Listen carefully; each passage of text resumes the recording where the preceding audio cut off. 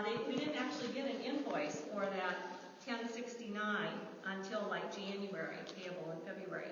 And so we've asked Hubbard to pay that amount since it was approved back in 2010 as invoice, but there's a little confusion on that. So that's one of the things that we would like to have paid. And then, and also Henrietta has paid theirs. Then in 2012, so we're 2012, we know that what we want to ask for is for 2013. So that money would then be spent in the summer of 2013 for watercraft inspection. So how does this affect other lakes in our township? Well, as Dave mentioned, we're working very hard with an AIS task force with Hubbard County to try to, at a county level, bring in more partners. And you'll see that we're trying to bring in more partners now, but also we have it marked for 2013 because it takes a while for these partners to come up to speed and to get things into action.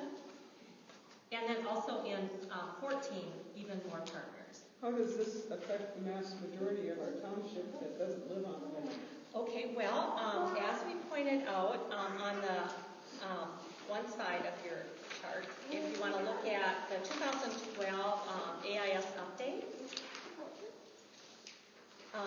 if the market value of the lake properties went down, if we had aquatic invasive species in Long Lake, that would affect the tax base, and then the assessments would need to be more. So what would happen is all of us would either have to accept less services because the county was taking in less money and the townships were taking in less money, or we would have to pay more. What kind of services? Schools, roads and bridges and everything. $80,000. That'll affect the whole township budget. Yeah. Where does this money go? where does this money go?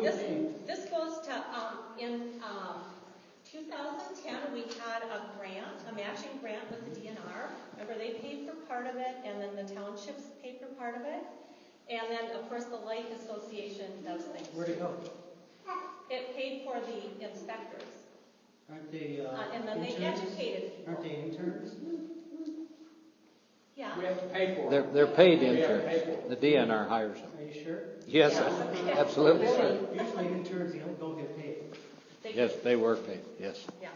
$12 an hour. What statute does this fall under? What statute? Yeah, we have like certain questions, but they have to fall under. So like where would they? We have like the ambulance, artistic organizations, cemeteries, civil defense, county fairs, county historical society, county park, economic development, entertainment, gifts to municipalities. We have library, membership fees and dues, pest control, but that's for like agricultural. And Could then, be economic. and then we have rail service improvement, recreation, safety council, senior citizens, or senior centers, watershed districts, which is for watersheds. That's what this is, a watershed. Is it a watershed? Probably fit under recreation. Recreation too, yeah. I could think of three things there. It's not a watershed? Okay, so recreation, I guess it Well, would here's be. would be the definition of the recreation. A town board may, independently or jointly with another political subdivision, operate a program of public recreation and playgrounds. Land, facilities, and equipment may be purchased, and up to $800 a year may be spent on purchase of awards and trophies. What does it say under economic? Because it does have huge economic impacts if we have it. An urban town board may appropriate up to $50,000 a year out of the general fund to be paid to any incorporated development society or organization of this state for promoting and developing the economic and agricultural resources of the town.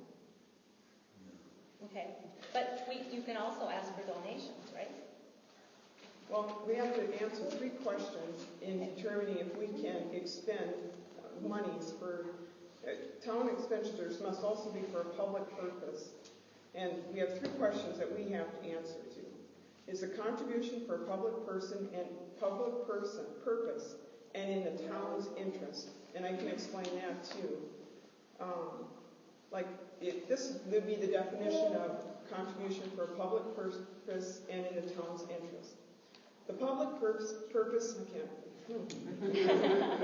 The public purpose doctrine is based on a number of constitutional provisions and essentially states that public funds may only be spent for public purposes.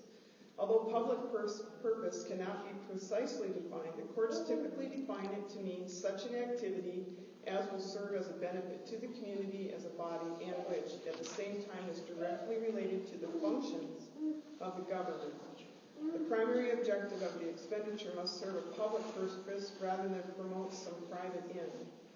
Whether something is a public purpose is ultimately decided by the courts. Determining if an expenditure is in the town's interest is typically decided by the board.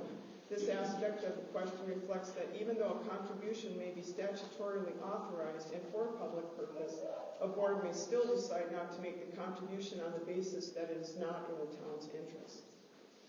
Then the other question that we have is the town board able to satisfy all the conditions, requirements, and procedures associated with the contribution?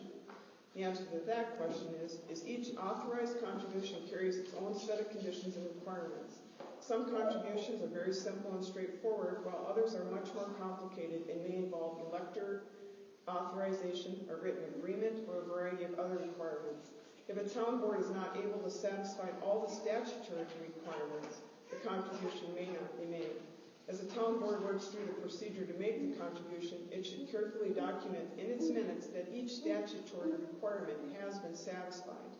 Such documentation will serve both as working checklists for the board to make sure all the steps have been completed and as a defense against claims that the board is not authorized to make the contribution.